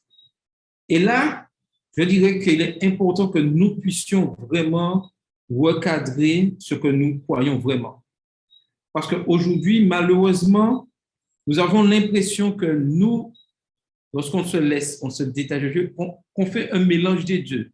On aime bien le jour du repos, le sabbat, mais en même temps, nous aimons croire qu'il y a une évolution et que nous sommes là encore pour des millions d'années et encore des millions d'années à vivre comme ça sur cette terre. Donc, il est important que, et Odile disait tout à l'heure, que la manière dont je vis durant la semaine correspond à ce que je vis le sabbat. Et il est important que constamment, nous puissions rester en relation avec Dieu. Vraiment comprendre qu'il a créé toutes choses. Et comme je le disais au début de l'exposé, lorsqu'on voit la manière que Dieu a créé les choses, d'une manière bien spécifique, chaque jour quelque chose, et ça a amené au 7e jour, jour du repos. Dans ma façon de vivre, je dois vivre chaque jour de manière fidèlement, être fidèle à la parole de Dieu, mais tout ce que je fais chaque jour doit m'amener à ce jour de l'adoration de manière spirituelle pour comprendre qu'il y a un Dieu qui est au-dessus et qui contrôle toutes choses. Et j'ajouterais même dans la manière que nous abordons les difficultés de la vie, notre adoration nous permettra de faire face à ces difficultés. Et c'est ça, c'est très important. Ça ne veut pas dire que je ne vais pas souffrir, ça ne veut pas dire que je vais devenir un être humain insensible. Ce n'est pas ça. C'est-à-dire que dans ma souffrance, je sais que je peux m'approcher et qu'il y a un Dieu, et qu'il y a Dieu, je dirais plutôt, qui est là et qui va me délivrer quand il le voudra. Et ceci me permettra de faire face aux difficultés de meilleure manière que ceux qui ne croient pas. Et il est important que nous puissions avoir ceci. Donc, nous allons tous souffrir, nous connaissons tous la souffrance, mais c'est notre façon d'adorer le jour du sabbat, durant la semaine qui nous amène le sabbat, qui va faire cette différence dans notre relation avec Dieu. Alors, est-ce que quelqu'un voudrait ajouter quelque chose? Avant que je puisse continuer, passer à la dernière question. Oui, il y a Philippe qui a levé la main. Tu peux ouvrir ton micro? J'ai vu ta main. Voilà, tu m'entends là? Oui, on t'entend très Voilà, bien. Oui. alors, en t'écoutant là, cet instant-là, j'écoutais là, effectivement, quand on analyse les choses, je pense que le fait de la semaine, nous croyons que nous sommes, et c'est un mode de vie. Moi, je dis c'est un mode de vie. Nous vivons un mode de vie, c'est-à-dire que chaque jour, nous dépendons de Dieu. Chaque jour nous permet de voir que c'est Dieu qui est le créateur. Et permettez-moi de vous raconter que des fois, lorsque vous regardez et lorsque nous travaillons de dimanche à vendredi, nous trouvons la semaine est longue, et nous attendons le 7e jour. Et vous savez que lorsque nous, nous, nous, les gens nous regardent, et que ce soit au travail, on voit qu'il doit y avoir la différence, que nous sommes dépendants de Dieu. Et la façon que nous allons vivre, c'est le fait que la façon que nous allons vivre va démontrer qu'il y a un créateur qui est dans le ciel, qui s'occupe de nous. Et comme tu as dit, que nous sommes sujets à la souffrance, mais le fait que nous sommes sur la terre, les gens vont voir qu'il y a un Dieu qui nous soutient. Demain, qui soutient toutes choses par sa parole, il soutient l'être humain. Et c'est là qu'on va voir que lorsque le sabbat arrive, le sabbat arrive, ce sera un soulagement. Et c'est pour ça que dans le titre de la leçon, le rite, ça veut dire que quand j'entends rite, ça veut dire que chaque jour suffit sa peine. Chaque jour suffit sa peine. Et je pense que ces leçons nous permettent de comprendre que c'est Dieu qui est au-dessus de toute chose, que notre dépendance est à lui. Merci. Oui, merci. OK. Oui, nous sommes d'accord. Il n'y a pas de problème. Quelqu'un d'autre voudrait ajouter quelque chose? Oui, je voudrais juste ajouter que nous voyons toute l'importance de la relation avec Dieu qui est très important, car une chose est sûre, de nous-mêmes, nous ne pouvons rien faire. Si nous observons le sabbat, c'est grâce à Dieu. Avec notre nature pécheresse, pour pouvoir observer le sabbat, il faut vraiment que Dieu habite en nous et c'est Dieu qui nous permet d'observer le sabbat. Tout à fait. Nous sommes tout à fait d'accord. OK, donc je passe à la dernière question. Avez-vous déjà pensé au sabbat? Avons-nous pensé déjà au sabbat comme un signe de délivrance? Pourquoi cette vérité biblique est-elle importante? Le sabbat parle du fait de se reposer en un Dieu qui pourvoit à tous nos besoins. La manne qui descendait du ciel illustre ses provisions quotidiennes. Comment cette idée du sabbat fait-elle une différence dans nos vies? Et ça, c'est très important, comprendre que le sabbat est un jour de délivrance. C'est-à-dire que même dans ma souffrance, le fait d'être dans le sabbat, même si j'ai mal physiquement, même si j'ai mal psychiquement, savoir que Dieu a créé, il m'a créé et il me donne ce jour du repos doit me permettre de m'extraire, je dirais, entre guillemets, m'évader, pouvoir vivre, commencer à vivre cette promesse, cette espérance que Dieu nous a faite qui reviendra nous chercher. Voilà un sens important, comprendre ce jour de délivrance. Oui, Carole? Oui, et par rapport à ce que tu dis aussi, je pense que cette notion de délivrance aussi intervient lorsque nous comprenons que ce moment de sabbat doit être vraiment un moment mis à part. On a vu, hein, on a eu ce rappel pendant la semaine où on nous précisait que Moïse avait rappelé au peuple la veille du sabbat, faites cuire tout ce que vous avez à cuire, faites bouillir ce que vous avez à bouillir, etc. Et on peut se poser la question aujourd'hui, est-ce qu'on se rend compte vraiment de l'importance justement de couper avec tout ce qui est séculier le jour du sabbat? Parce que vraiment, des fois, quand on entend des choses ou qu'on observe des choses, on se demande vraiment si tous nous avons compris l'importance justement de cette coupure. Je me rappelle, en tout cas, quand j'étais plus jeune et tout, ben, quand le sabbat arrivait, on sentait hein, que c'était on sentait que c'était le sabbat parce que tout était déjà prêt, on n'était pas en train de s'affairer à autre chose. Très tôt, on était déjà dans une position et on attendait le coucher du soleil, etc. Et c'est vrai qu'avec la vie trépidante que nous avons aujourd'hui, on se demande est-ce que tout ça n'est pas un petit peu perdu? Est-ce que mon petit truc continue à bouillir alors que le soleil est couché? Est-ce que j'ai un dernier petit repassage à faire? Est-ce que j'ai tout ce travail séculier que je suis en train de faire alors que le sabbat est déjà là? Donc, il faut qu'on comprenne, et je pense que la leçon aussi mettait l'accent là-dessus, de ce côté coupé du quotidien. C'est-à-dire que ça doit être vraiment un moment exceptionnel qui est introduit dans notre rythme de vie. Et ça doit être quelque chose de vécu comme un moment particulier. Je dois sentir que je suis dans le sabbat.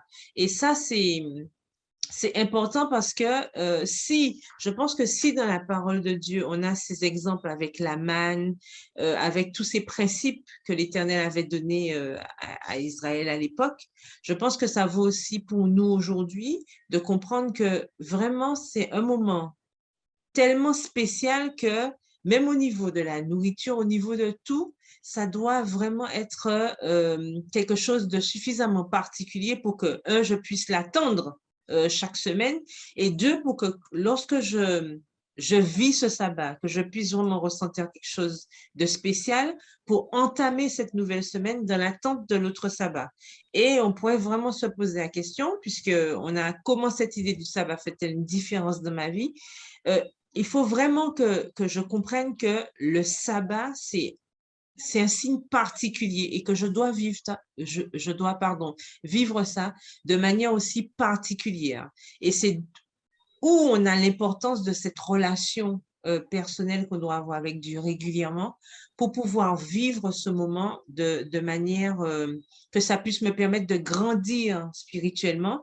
Et lorsqu'on vit le sabbat, c'est vrai comme il faut, c'est vrai que les aléas de la vie aussi, on les vit différemment. Et c'est pour ça que c'est important de vraiment mettre l'accent dessus.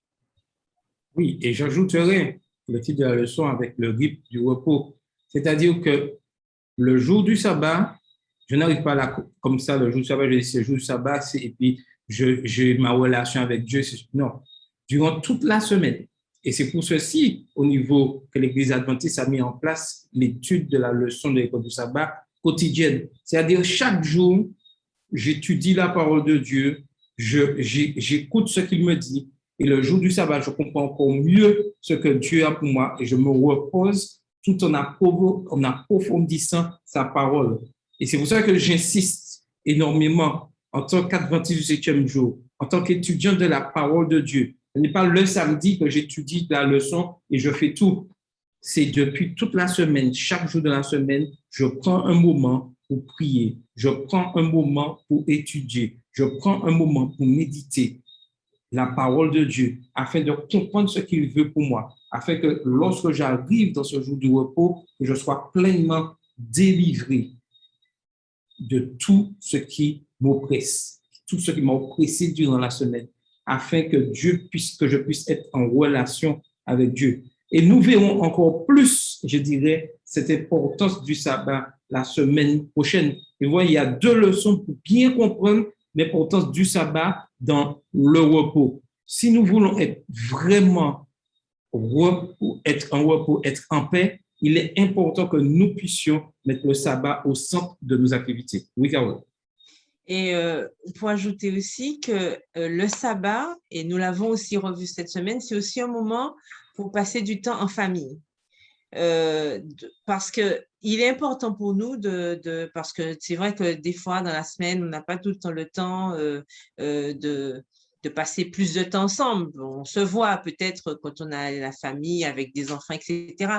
Mais le sabbat aussi permet d'avoir ce rassemblement, ce moment de partage avec la famille. On est tous rassemblés et avec Dieu, on peut aussi partager des moments de qualité durant ces heures du sabbat. Donc, il ne faut pas oublier aussi que c'est un moment où nous pouvons aussi non seulement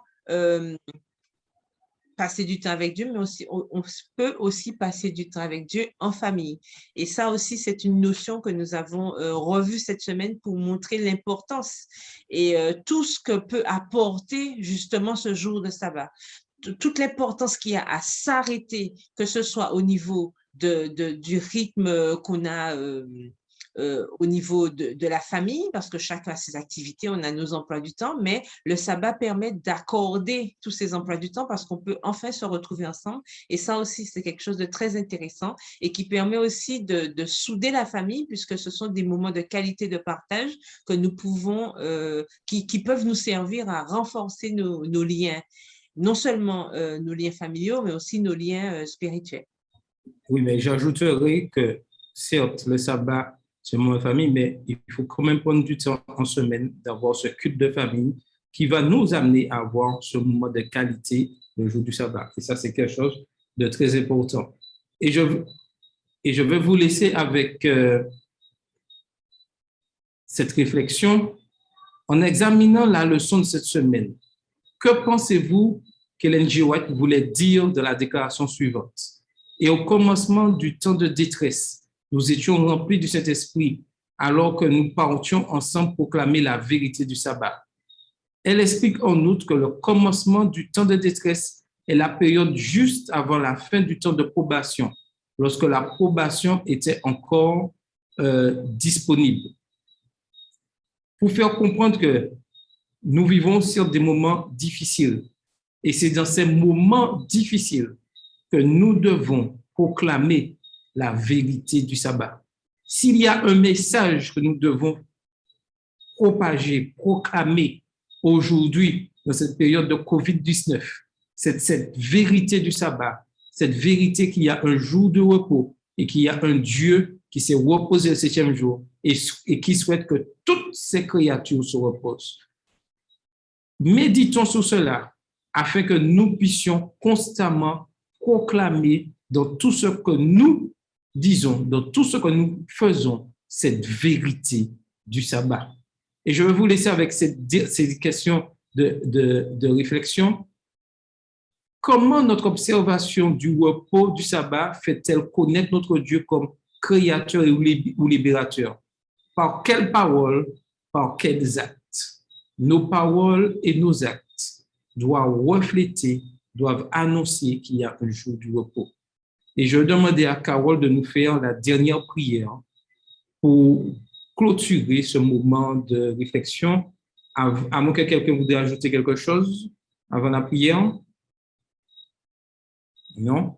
Mais Carole nous fera la dernière prière pour terminer notre programme ce soir. Inclinons la tête. Père éternel, nous voulons te dire merci pour ce moment d'échange que tu nous as donné. Merci car tu as permis que nous puissions à nouveau étudier, comprendre, éternel, que le sabbat est un point important que nous devons pratiquer dans notre vie afin de te faire plaisir, afin aussi de nous régénérer de manière hebdomadaire et surtout que cela nous permettra de renforcer nos liens avec toi. Fortifie-nous, garde tous ceux qui étaient sur la plateforme en ce soir et ceux qui auront l'opportunité d'entendre ce programme plus tard, que tu puisses nous garder durant les heures qui restent de ce moment spécial que nous avons à passer avec toi et que ce sabbat soit béni pour chacun de nous. Bénis toutes les familles que nous représentons.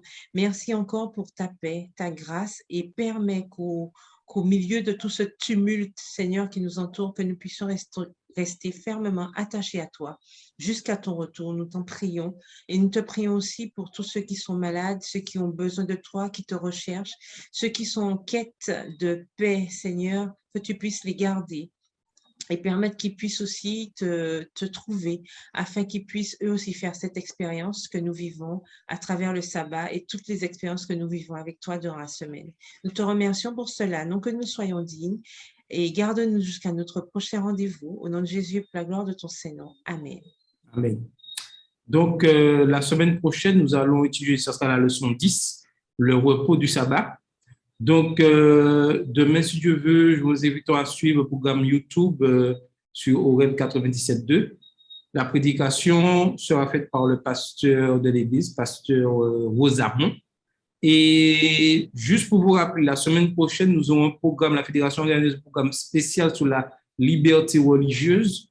Tout le monde sur le pont, célébrons partout, tous ensemble, là où nous sommes, là où vous êtes, à la maison, en voiture ou en bus, nous serons invités à louer, à remercier. Donc, le sabbat 3 septembre, à partir de 18h15, il y aura un programme sur Espérance FM, sur Espérance TV et sur Espérance Média de la Fédération. Ce programme sera en direct. Ce programme sera en direct aussi sur OREM 97.2, vendredi de 18h12 à 19h.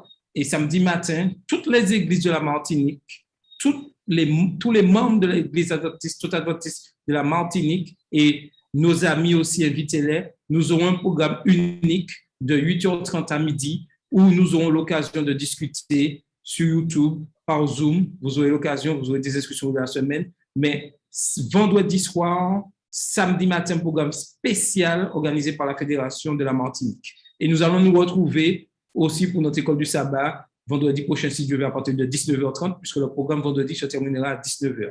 Que le Seigneur vous bénisse et bon sabbat à tous.